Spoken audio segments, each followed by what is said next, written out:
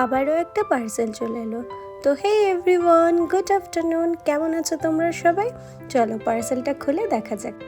তোমরা সকলেই জানো সেদিন কুকওয়েলের একটা ইলেকট্রিক কেটেল এসেছিলো, আর আমি সেটাতে মোমো রান্না করেছিলাম। তোমরা অনেক ভালোবাসা দিয়েছো সেই ভিডিওটায়। তবে কেটেলটা আর রাখা গেল না, কেটেলটা রিপ্লেস করতে হলো। রিপ্লেস আর করলাম না, রিপ্লেস না করে সেটা রিটার্ন করে আবার নতুন একটা কেটেল নিলাম, আগারোর কেটেল। দেখতে তো খুব সুন্দর ছিল, আমার খুব ভালো লেগেছিল।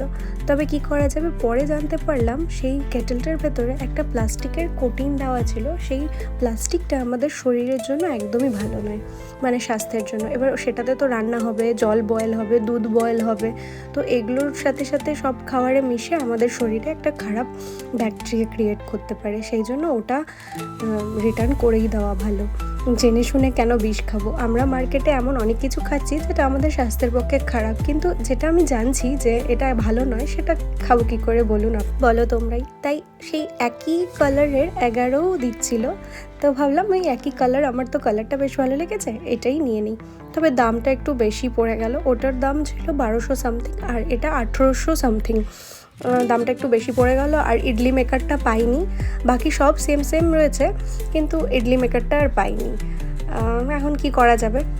তবে এটা ইউজ করে দেখলাম, এটাও বেশ ভালো। আমার আগেও একটা ইলেকট্রিক কেটেল ছিল, তো সেই কেটেলগুলোর তুলনায় এটা একটু ফ্যান্সি। তো এই আর কি, আমার তো পছন্দ হয়েছে। তোমাদের কেমন লাগলো অবশ্যই কমেন্ট করে জানিও।